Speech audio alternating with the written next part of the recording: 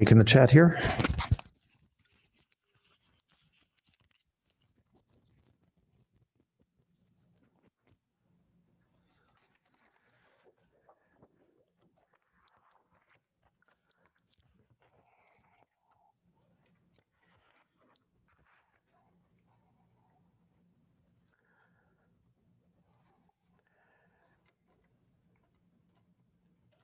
Hello, can the chat hear?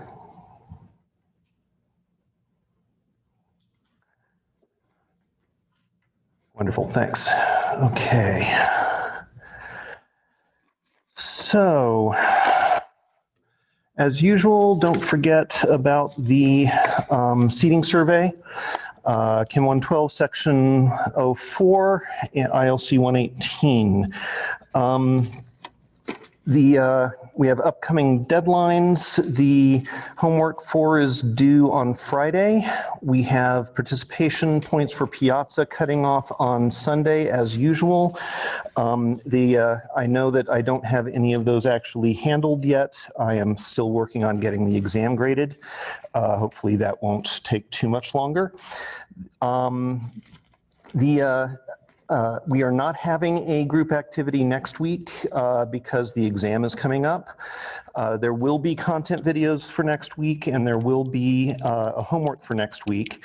As of Thursday, midterm exam 1 is going to become available, and it will be due on the Sunday that follows at 5 p.m., which also corresponds to the Piazza participation cutoff for week 5. Any logistical questions that anybody has at the moment? Yes. Is it going to be like proctored or? So this is a this is going to be an online exam. It is going to be. I have not yet figured out if Piazza. I don't mean Piazza. If Newton or Blackboard is going to be a better platform for it. It is open resources. Other than talking to your classmates or asking tutors or CIC or learning assistants the specific questions that are on the exams. I am designing the exam to take about an hour and a half of work, but I'm going to be giving everybody 3 hours so that you are not going to feel time pressure. And you can take it at any 3-hour block within that 3-day period. Okay. So there's a question on, a couple questions in the chat. Has the group assignment 2 been graded yet? So there are 2 grades listed for it. One is for the Google Doc that gets turned in, and one is for the quiz that gets turned in. The Google Doc is not worth points. It is, everybody has a 0 on that because it's 0 out of 0 points. The quiz is where you are putting in the answers that you had come to as a group on the Google Doc. You're putting them into the quiz, and that is where you're getting your score. And then what I do is I spot check the Google Docs to make sure that that the Google Docs were actually completed before the quiz opened. And so the way this is described in the instructions that's part of the Google Doc is if it is not complete, but it is more than half complete, then your quiz score gets dropped to 50% of what it would otherwise be. And if it's less than, if the Google Doc is less than 50% complete, then it drops your quiz grade to 0. So that's how it works. So don't get panicked about the 0 that is associated with the Google Doc submission, because that doesn't actually figure into your grade in any way. The quizzes for this particular one, I am regrading manually because there were issues with whether you put in units or not, and it misgrading some things as a result of that. And there was also some lack of clarity in the questions that were being asked about when you should be converting from moles of formula units to moles of ions, and since it's a 2-to-1 ratio, I wanted to make sure that I went through and allowed answers that accounted for whichever of those two ways you did it.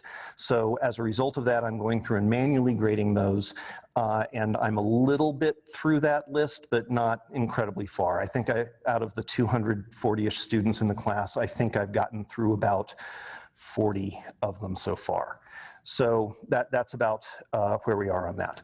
So content videos for next week. Oh yes, I'm sorry, go ahead. Yeah, so the content for the next week, we have to, on the videos, are they going to be on the midterm? No. No, next week's material will not be on the midterm. They will be on the following midterm, which will be later. The content videos for next week, I am hopeful to get up by the end of tomorrow so that people over the weekend will be able to go through them.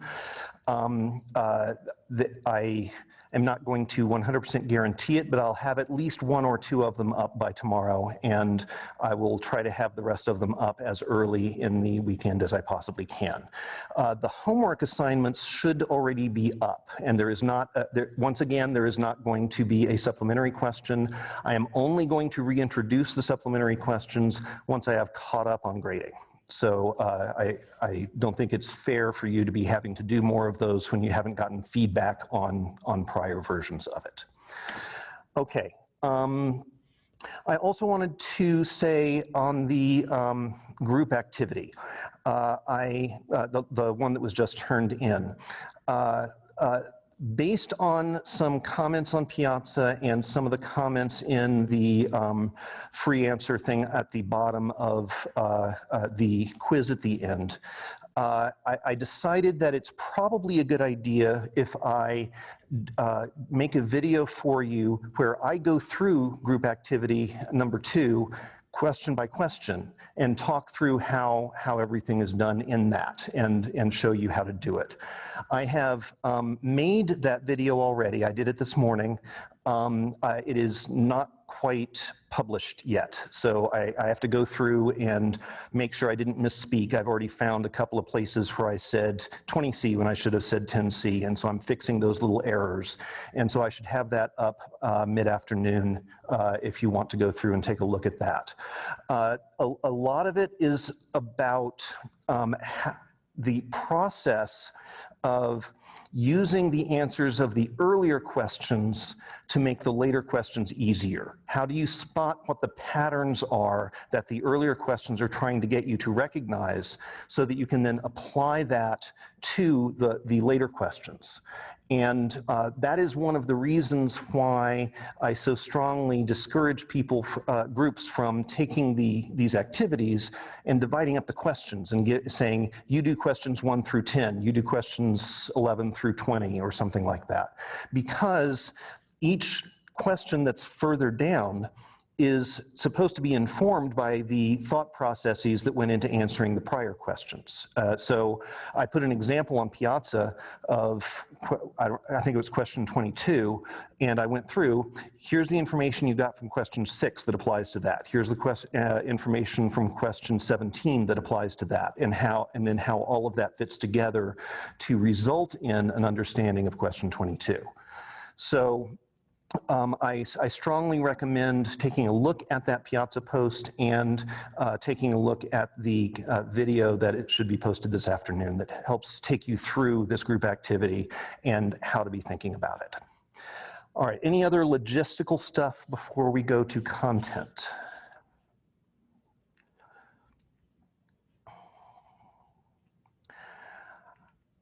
All right, let's go to content then.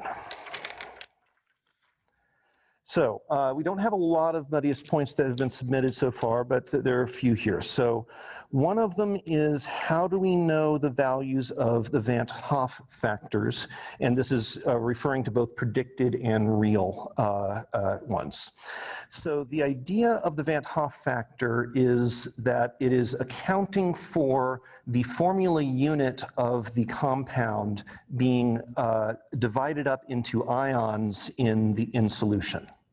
So picking an ion, let's say we have calcium nitrate.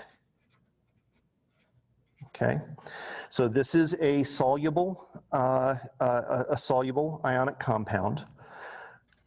When you write down the dissolution reaction for this, you find Ca2 plus aqueous, and there are, and then 2 NO3 minus aqueous.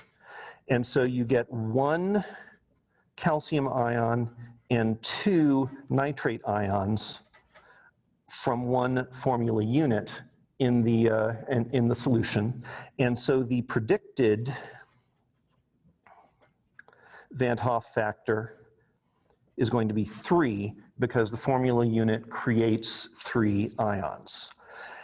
The real Van Hoff factor is going to be something less than 3. How much less than 3? Well, you kind of have to make the measurement. The 2 things you can sort of count on in determining that is that the more concentrated the solution is, the further from the predicted value it will be. So if you have a very concentrated solution, then more of the ions will be close enough to each other to form these ion pairs. And so if you look at a 0.05 molal solution compared to a 0.30 molal solution, this one will have a Van Hoff factor that is closer to the predicted value than will this one. This one will be smaller, smaller than this one is. Okay. The second thing that you can take into account is that if everything else is equal, the magnitude of the charges can affect this. So, for example, if you have, let's say, sodium chloride versus, let's say, magnesium oxide. Okay, both of those split into 1 and 1, so Na plus Cl minus.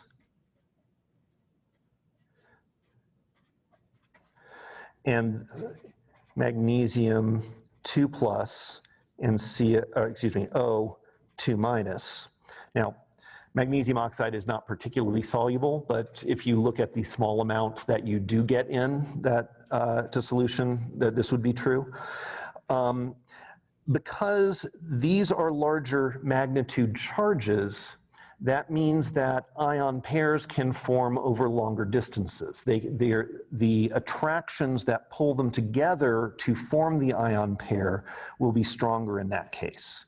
And so you would expect that at the same concentration of these two, which would have to be very small given how tiny the solubility of magnesium oxide in water is, but at the same concentration of these two, the Van Hoff factor for magnesium oxide would be a lot lower than the Van Hoff factor for sodium chloride, even though in both cases their predicted value would be 2. Does that generally make some sense? Okay. All right. And of course I have bleed through, so it's now harder to read. Okay, let me get some different paper. Okay. There was a request to do an example concentration calculation for molality, where we have 1.665 times 10 to the 3 grams of C2H4OH quantity 2 in 1.40 times 10 to the 3rd grams of H2O. And we are looking for the concentration in molality. So the first place you should start on any calculation of this type is ask yourself, what is the definition of molality? Can somebody give me that?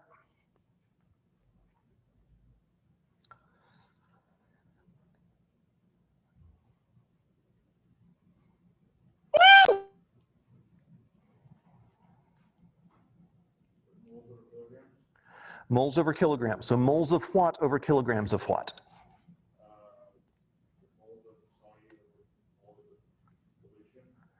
Okay, so it is moles of solute,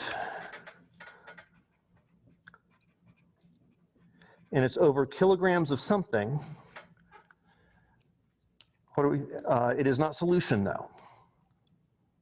What do we think it is? Solvent. Okay, so this tells us directly, just from looking up what the definition of molality is, that we need to take the solute, find out how many moles that is, and we need to take the solvent and find out how many kilograms that is. So 1.665 times 10 to the 3 grams C2H4OH2 over 1.40 times 10 to the 3 grams H2O.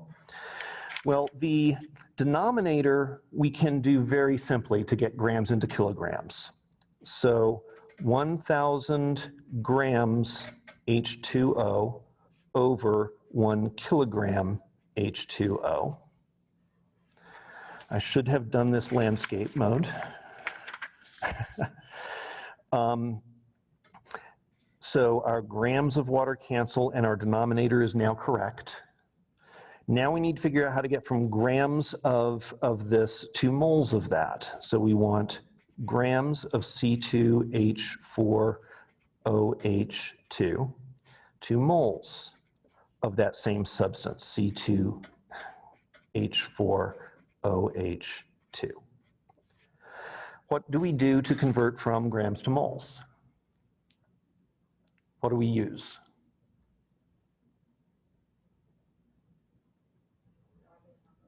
What's that? Avogadro's number? That would take us from moles to number of molecules. But going from grams to moles, what do we use? Molar mass, that's right. So we need to know what the molar mass of this is. So we've got 2 carbons, we have 4, 5, 6 hydrogens, and we have 2 oxygens. So we look those up, and you can do it into more significant digits than I'm going to do by memory here, but I know that carbon's about 12, so this is 24. Hydrogen is about 1, so this is about 6. Oxygen is about 16, so this is about 32. So 262. So we're looking at roughly 62 grams of this per 1 mole of that. So then you plug this into your calculator and you get your answer and you're done. Because the units that you have at that point, the grams of that cancel, are moles of solute over kilograms of solvent, which is what you were looking for.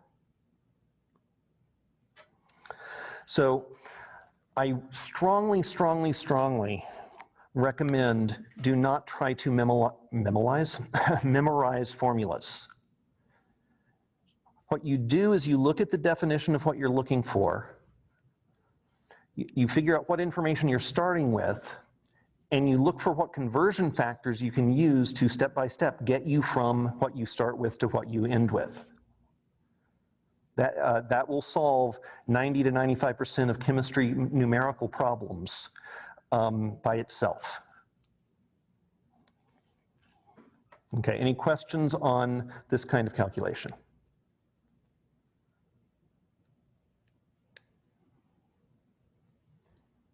Okay, let's see. So we had a couple of different questions on supersaturation. So the first one was just, what does supersaturated mean? And the idea, the follow-up question in that was, does it just mean more solute than solvent? And no, that is not what it means. What it means is that it has a concentration that is higher than what should be the maximum allowed, which sounds contradictory, but I'll explain how that works. So the idea is that as you add solute A, to your solution, at some point you'll reach a limit. So you've got your sample, and you keep adding more to it, and at some point you will you'll drop some in and it won't dissolve anymore. Okay. At that point, you then filter out the solid that has not dissolved, and you determine how much did dissolve. That is going to be your maximum concentration, which we call the solubility. Okay. Are you guys familiar with this bracket notation for concentration? Have you seen that before? Okay, so if we talk about square bracket of NaCl, that is the concentration of NaCl in molarity. Okay, so that's what that notation means. And so the maximum solubility that you can reach under certain conditions is known as the solubility. So you have three different cases. You can have the actual concentration less than the solubility. You can have the actual concentration equal to the solubility. And you can have the actual concentration higher than the solubility.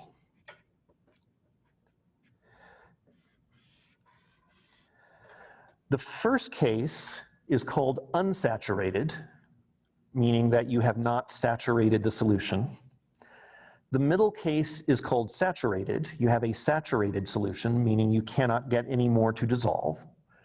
This last case, which is the weird one, is called supersaturated, where you have somehow gotten extra stuff dissolved.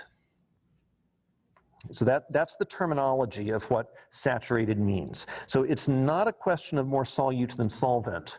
It's a question of the amount of solute relative to this solubility number, the maximum you are supposed to be able to get in it. So if this is a maximum, how can you possibly get something higher than the maximum? Well, the idea here is that for many things, if you plot the solubility versus, say, temperature, you'll find something like this, so that at a high temperature, you can dissolve more of the solute in it than at a low temperature. So if you've ever tried to dissolve sugar into hot tea and compared trying to dissolve sugar into iced tea, you notice that it goes into hot tea a lot easier. And that's because the solubility is higher for something that is hot. So let's suppose you make a hot solution here with that solubility, and you make it saturated, and you filter out any of the solid that's left over so that everything is dissolved, and then you cool the sample down very carefully. So you're changing the temperature this way. Now, one thing that's possible that could happen is that stuff will precipitate out, and you'll end up down here, and you'll end up with the precipitate, a solid that comes out of solution, and you're left with a saturated solution at a lower concentration because you're now at a lower temperature. That could happen. And in most cases, that will happen. But if your beaker that you have this in is very clean and has no scratches in it, and if you let it cool down very slowly, you can sometimes have a case where it cools down and nothing precipitates out. Creating this unstable situation where there's too much solute in the solution. Then what you can do is drop in like one crystal of sugar into it, or wrap on the beaker, or something like that. And poof, out of solution will come all of this excess because it's unstable. Okay. I'm actually going to share a video of this. Let's share that. Come over here, go to YouTube, And we will look for supersaturated solutions. Sure, let's try this one. And we will skip the ad. Thank you, YouTube.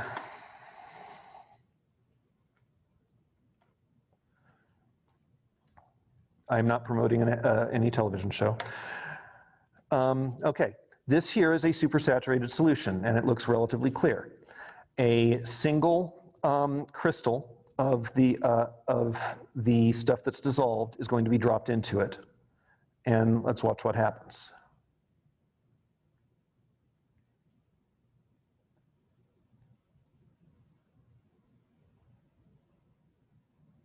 I'm sure he's talking in the background, explaining what's going to happen.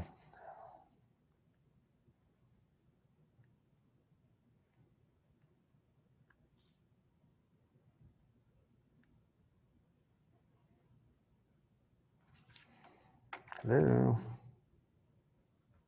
Okay, here, so we'll fast forward to there. Okay. Drops in a single crystal. And all that excess comes out.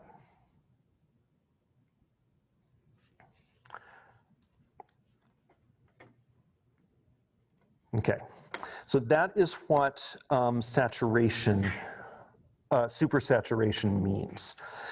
Now, why does it happen? And so that's the next question that's up here. What is it about a disturbance or the introduction of a seed crystal that causes a supersaturated solution to precipitate? What's going on here is that there are two steps to precipitation or crystallization. You have nucleation and you have growth. Nucleation is the formation of that first pair of, or that first small amount of solute particles that come together to form that little bit of a first crystal. And so growth is kind of easy. You have your block of growing crystal, and you bring in a new molecule or ion to sit on top of it, and you now have attractive forces between the crystal and the new piece that's coming in, attracting it and allowing the growth to happen. But if you look at the initial nucleation, where you have just a couple of, I don't know why I'm making them cubes, but you have a couple of initial molecules that are coming together, they're still each surrounded by a lot of solvent molecules. And so the attractions of them for themselves are not going to be nearly as strong as a case where you have this kind of thing going on. Or in fact, even better, suppose that there's already a row that started here. Then when this comes in along that edge, it can be attracted in two different directions. And so the growth step is easy. The nucleation step is hard. And so that's why you can, when you have a supersaturated solution, it can stay supersaturated, but then you create a shock to the system by dropping something into it, or having maybe there's a scratch on the side of the beaker, or you just hit it with your hand, creating a small bubble. As a result. Any of those things create a region where there's not solvent causing the attractions in one area, and that can kick off the nucleation process. So that is how disturbances or seed crystals can cause a supersaturated solution to start to precipitate. Okay. Any questions on solubility, unsaturated, saturated, and supersaturated?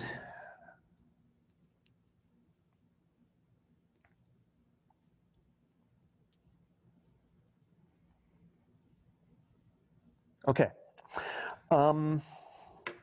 Last question we had from live Q&A was, Why does a solute that you introduce to decrease the vapor pressure of the solution, if we're talking about the colligative properties here, why does it have to be non-volatile? Well, that's an excellent question. It doesn't have to be, it's just that the measurement is easier when it is.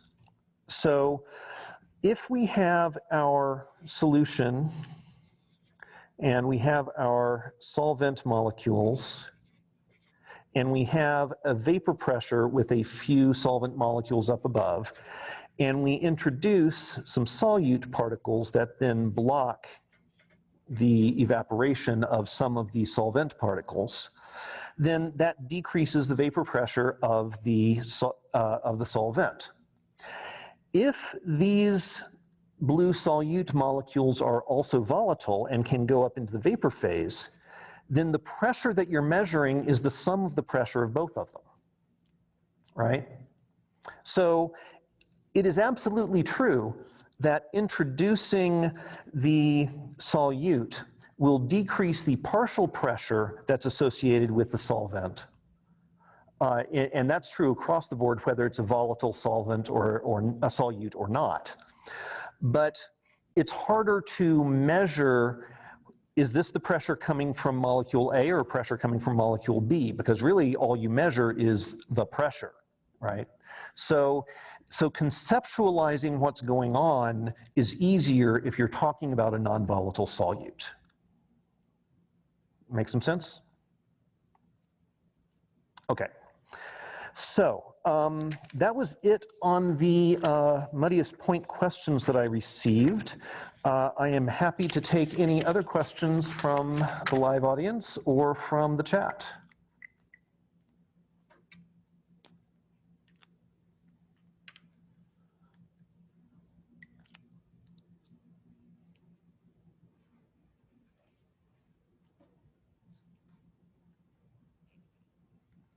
Yes?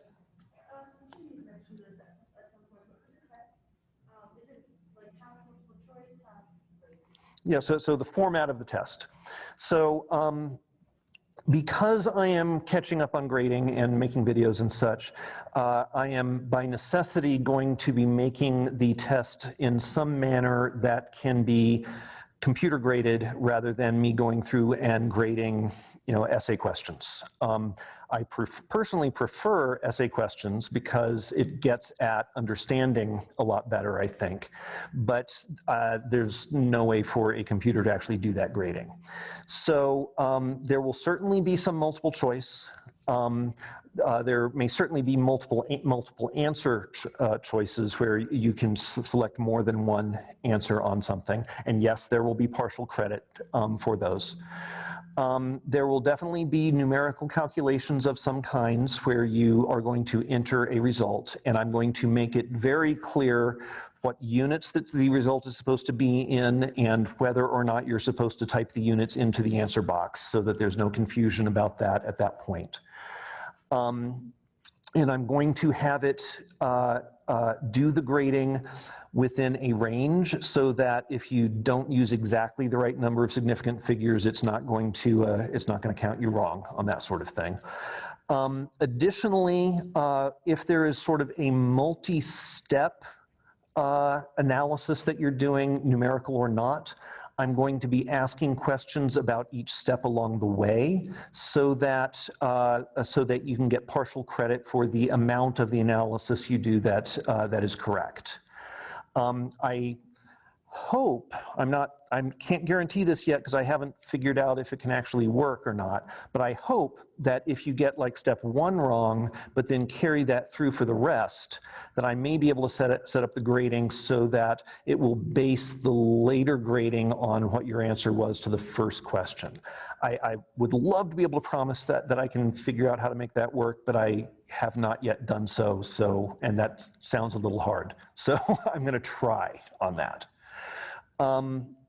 There may be some ordering or matching kinds of things, but I don't have all, I have the main topic areas I'm going to be doing, and I have the systems in mind of what the questions are going to be about, but I don't have all the wording together yet, so I don't yet know what fraction of the test is going to be multiple choice versus matching versus numerical, and so on.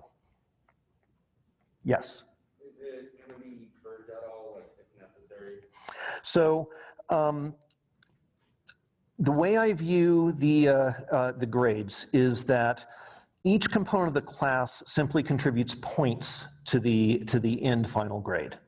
I don't view there being an A, a B, or a C on any kind of midterm or homework or anything like that. I don't assign letter grades to it.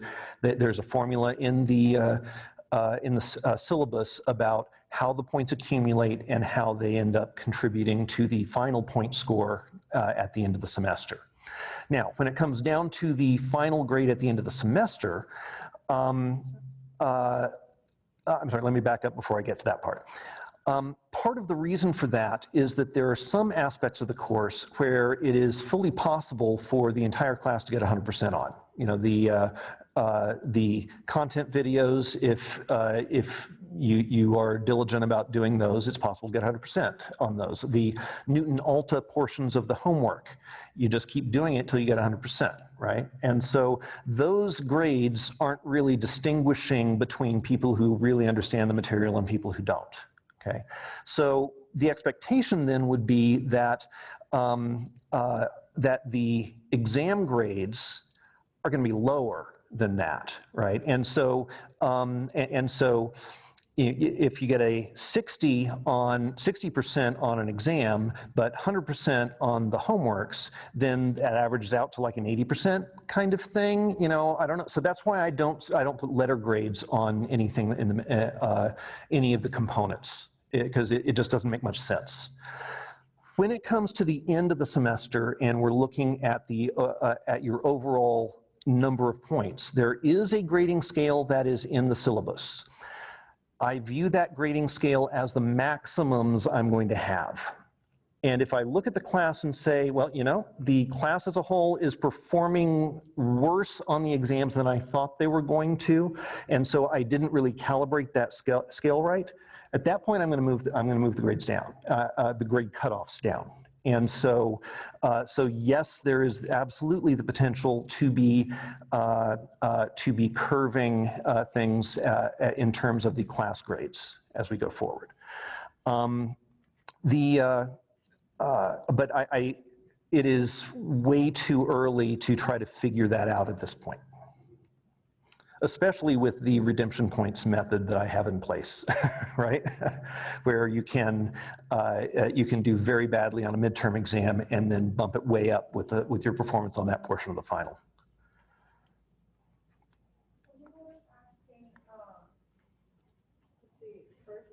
What was the best way to study for the exam? Best way to study for the exams, right. Let me switch here.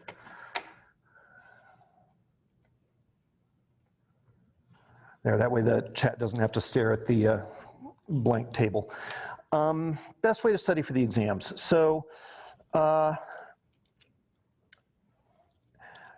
there are certain types of calculations that I think you know, probably know already, are reasonable things to be asked. So if you imagine taking a sample of some type and going through either a heating curve or a cooling curve where there is a region where the pure substance cools down, how much heat is removed when you do that. Phase transition happens, how much heat is released from that, cools down further, you know, that sort of thing, and you add it up to get a total amount.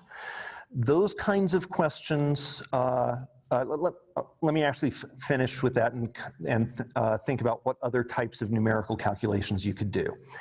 In terms of sort of the unit cell kinds of things, there are calculations on like packing density. So we did packing density for the basic unit cells, but as I've said, you know, I'm not going to be asking you questions that are just look up the answer, or do a calculation that's exactly like one you've seen, just plugging in different numbers, because these are open notes, open resource exams. And so I'm not understanding, do you get the idea of a cooling curve by saying, oh, I found a cooling curve that's exactly like the one I did, I'll just plug in the different numbers and do it. I don't get it, your understanding that way. So I have to throw at you something that's beyond a little bit, just a little bit, beyond what you've seen before.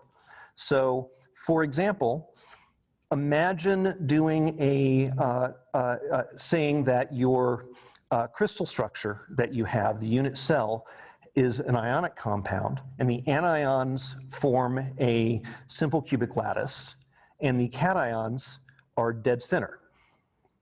What's the packing density of that? Because you're now taking away some of the space that you had before because of the cation that's in the middle, right? Now, that is not a calculation you can go look up, but all of the principles we talked about in this class give you easily enough information to do that calculation. Okay, so any of these sort of numerical calculations that we have, yes, you should do enough of the calculations, do enough practice calculations that you can do them without having to think, okay, now C1V1 equals C2V2 for a dilution. Is that right? How does it work? You know, you should do enough of them to be able to call that to mind and do it relatively quickly, or at least know where to go find that formula to do it. But understand why it works, so that if there's something that's part of the question that's putting a little tweak on it, you can say, okay, well, now I know how to modify it to address that other new aspect to it. Okay. So yes, I would do the I would do practice problems like you see in Newton, and you can easily look up further example problems. You can Google example problems, capillary rise. Now, we didn't actually talk about that in here. I'm really unlikely to ask you about capillary rise. I just know that there were some Newton questions about that. So I know that that with a simple Google search, you can come up with practice problems to get sort of the mechanics of doing the problems down. But what I would focus on instead is, once you have the mechanics down, is understanding the concepts of where the calculations come from and the connection between sort of bulk scale phenomena and molecular scale properties. So the content videos are really the key to that, and asking yourself those questions about why this happens. Why does this happen all the way through? And so that's one of the reasons why I really like these small group activities, because the concepts that you're using are exactly the concepts that are the central ones in the course. For the first group activity, it was intermolecular forces and really understanding how the intermolecular forces determine properties that you can see in the bulk scale. Now, I'm not going to go in there and ask you about the specific thing that was talked about in that. I'm not going to ask you what a micelle is. But that series of questions that was in that activity takes you through thinking about how do I use an understanding of intermolecular forces to figure out something new. Same thing on this homeopathy activity. I don't care if you get out of this class and know how to calculate a 5C dilution. No, because chemists don't do that. We don't use that. But going through the process of figuring that out helped you see how dilutions work and concentration measures work in a new context. And so that reinforces and helps build a fundamental understanding of what it even means to dilute something. So the best way to study for this is to look, once you get the mechanics of the problem solving done, is to go back to the content videos and go to the small group activities and make sure you're understanding the thought process that goes into each step of the logical arguments that are being presented there. Does that help? Okay.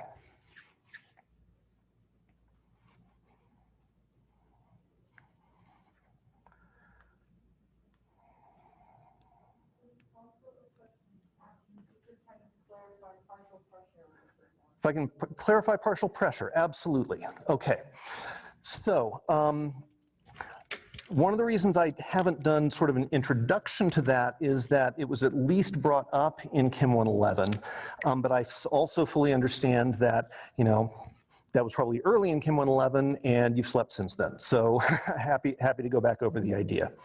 So partial pressure. I want to look at it from several different perspectives. First, let's look at it from the perspective of the kinetic molecular theory of gases, which I believe you were introduced to along with the ideal gas law. So in the kinetic molecular theory of gases, we have, oh, thank you. Yes, I don't have the dot cam on.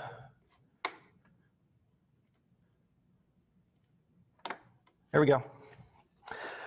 Sorry about that, chat. Okay, so in the kinetic molecular theory of gases, we have molecules that are zipping around in constant random motion. They are far enough apart that their attractions and repulsions don't really interact with each other very much. And every collision that they have is elastic, meaning that there is no net loss or gain of energy. And the pressure on the walls of the container is due to collisions of the molecules with those walls of the container. Okay, so remember that pressure is defined as force per unit surface area. Okay, and so each collision of a molecule with the wall imparts a force against that wall, pushing it back slightly, and the sum of all of those collisions adds up to the pressure that is being exerted against the wall. Okay, now, what happens if we have a mixture of gases? Well, we have some blue molecules that are hitting the wall, and we have some red molecules that are hitting the wall. Right? So the total pressure can be thought of as having two contributions, the blue pressure and the red pressure, even though all you measure is the total pressure. But what you could do is imagine taking out all of the blue molecules and leaving everything else the same, so that you just have the same number of red molecules you started with. Your pressure would go down because there'd be fewer collisions, right? So we can think of there being a partial pressure for the red and a partial pressure for the blue, and the sum of the two is the total pressure. Okay. So when we think about the atmosphere, our air, it is, if I'm remembering correctly, 80% nitrogen, 16% oxygen, something like that. My numbers may be slightly off. But what that means is if we have a 1 atmosphere pressure, then it's the partial pressure of nitrogen is going to be about 0.8 atmospheres. The partial pressure of oxygen is going to be like 0.16 atmospheres, that sort of thing. And so when we talk about, say, water vapor, so we have humidity in the air, we will often describe that in terms of its partial pressure. Now, because that tends to be relatively low, it's going to be, we'll use a different unit scale, sometimes torr. So we'll have a partial pressure of a few torr or something like that of the water vapor. So So we can understand this idea of partial pressure from the perspective of thinking about pressure coming from the collisions of the molecules with the walls, and then isolating the collisions of one type of molecule from the collisions of another type of molecule. We can also think about it in terms of the ideal gas law. So remember, PV equals nRT. Well, if we have two different molecules, so P and N are going to be different, but the V and the RT are going to be the same for the second one. So if you add the number of moles together to get a sort of an N total, so we'll do black for the total, so, then you get a total pressure black P. What we find is that in blue plus in red equals in black, and P blue plus P red equals P black. Okay. So this concept here and its relation to the ideal gas law is known as Dalton's law of partial pressure. Oops, there we go. And we can think about it either from the bulk perspective as it being a pressure contributed as if one of the molecule types were alone in the container. Or we can think about it from a molecular perspective in terms of the collisions that go into making up the pressure. Does that help?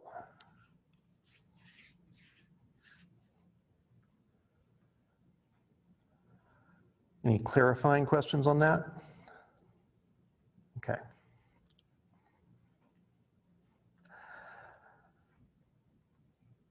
All right, what else can we chat about?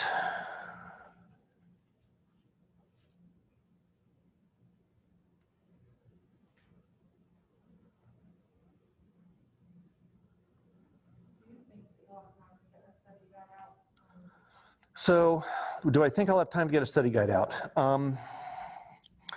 Hope springs eternal. I have the topic list that's out, and I'm using that topic list as, I'm keeping that with me as I'm writing the exam. The types of questions I'm going to be asking on each of those, think about it in terms of probing your understanding of where the ideas come from and what their implications are, rather than can you mechanically do something that you've already done 10 times on the homework. I can try. I mean, the problem is that when, I would love to be able to give you guys a practice test, but the problem is that the kinds of questions I'm talking about asking you, where I'm saying take this concept and apply it to a new context, that requires a lot of creativity and a lot of careful thought on my part to make sure that I'm not throwing too many new things at you at once. So there's like this one tweak so that you can you have absolutely enough background and familiarity to answer those questions. And so that kind of test is a lot harder to write than the kind of test that says, okay, do your multiplication tables. You know, remember all of the types of calculations. I'm just going to throw different numbers at you. And so I would love to be able to give you a practice test. I don't know if I'm going to be able to come up with that in time for it to be useful to you.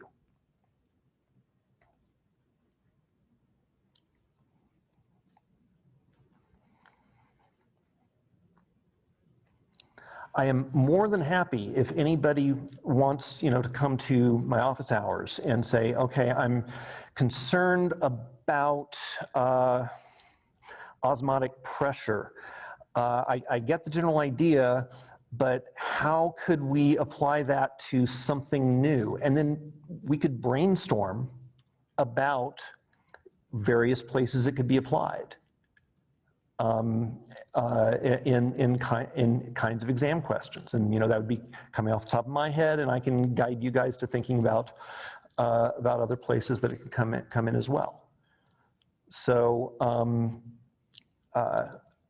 seriously, use my office hours. You don't need appointments for my office hours. They're posted. Drop into my Zoom room, Zoom chat room, and I'll chat with you. There are a few days where I've had a couple, 3 or 4 people dropping in, but I think there has once been a couple of people waiting to chat with me because somebody else was already there. A lot of the time, I've got my Zoom window open and nobody's there, so I'm working on making videos and stuff while the chat window's open. So please use me as a resource. I have at least 1 office hour every working day. I've got 2 on Monday.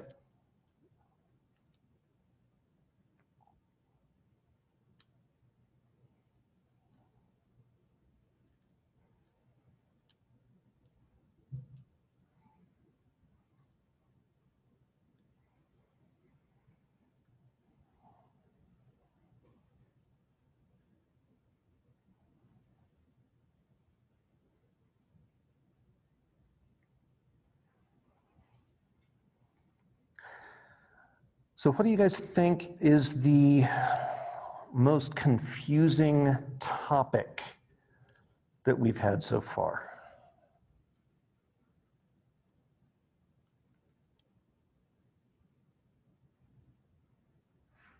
Yeah. At least for me, I think The unit cell packing? Okay. And is that just because of trying to visualize the 3D geometries? There are several different ones, right. So in terms of the different ones that you need to know, it's really 3. So the simple cubic, the body-centered cubic, and the face-centered cubic. The hexagonal close packing, I only want you to know that it is similar to the face-centered cubic. But I'm not going to be having you do any kind of calculations with those because the geometry is squished and wonky. So really it's just those first 3 that I'm going to be holding you responsible for being able to do something with. Okay. And the main things we were talking about in those are, where are the lattice points? How many atoms are there in each unit cell? What are the, how can you relate in each of the cases the radius of the atom to the unit cell length? The coordination number and the packing density. So, each of those things have formulas, but I recommend not memorizing the formulas, but instead look at how did we determine those things from the structure so that when there's a slight tweak to it, you can follow that procedure in that tweaked version. Does that make sense? Okay. But I certainly sympathize with the difficulty of being able to visualize in 3D the geometry. And so it takes some squinting at pictures from different angles to tell that the body-centered cubic, it's a body diagonal where everything is touching, right? And so I understand that issue. And so I'm going to try on the exam with whatever structures I give you to give you enough different angles of pictures of it, or maybe I can even set it up so that there's a model that's there and you can click with your mouse and drag it around and look at it in different ways so that you'll be able to get over that difficulty of 3D visualization.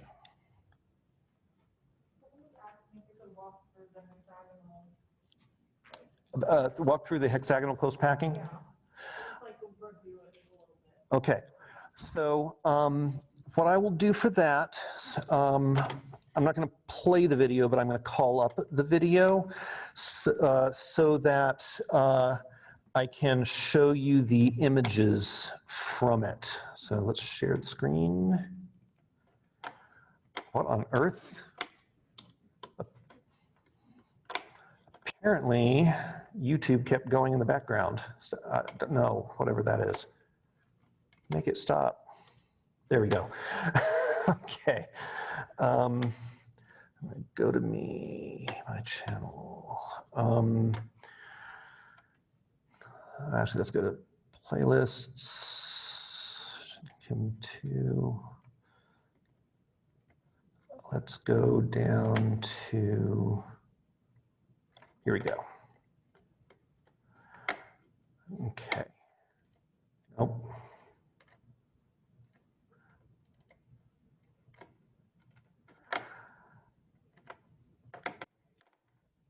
Okay, so let's come here to, it's best to think about the hexagonal close packing in relation to face-centered cubic, because those are the two that are very related to each other. So the idea of face-centered cubic is that you take a simple cubic cell, you expand the corners, and then place a new atom in the center of each of the 6 faces of the unit cell.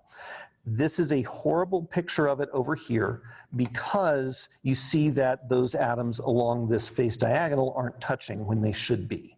So I introduced here a version of it where it is touching correctly so that you can see that across that face they're in contact with each other.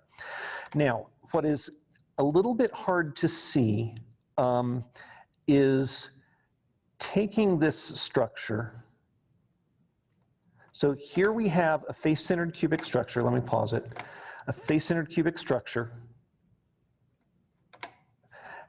And I've extended it a couple of unit cells in each direction, okay? All right, so I now have 3 unit cells by 3 unit cells in all 3 dimensions. I'm now going to rotate this up to a diagonal so that one of the body diagonals is now running from here down to here. Okay. And now I'm going to recolor it. Recoloring it to emphasize layers, okay?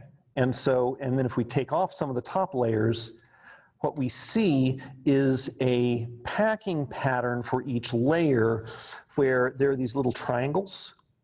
And if you look a little bit broader, there's these hexagons that have an atom in the center, okay? This is very similar to how you pack oranges in a grocery store. You go in, I guarantee you go into a grocery store, you look at the stack of oranges, it will be in this arrangement. And the reason for that is that this is the most tightly packed arrangement that you can have with uniform spheres. I did an example demonstration a while back with some quarters, or no, actually I had pennies that I put down on the screen under the document camera, and you just push them from one side, and they naturally form into something that looks like these layers, because that's how they pack closest together as you're pushing them. When you look at this geometry in a little more detail, and then you look at it from the top, you realize that 3 adjacent spheres form a little divot.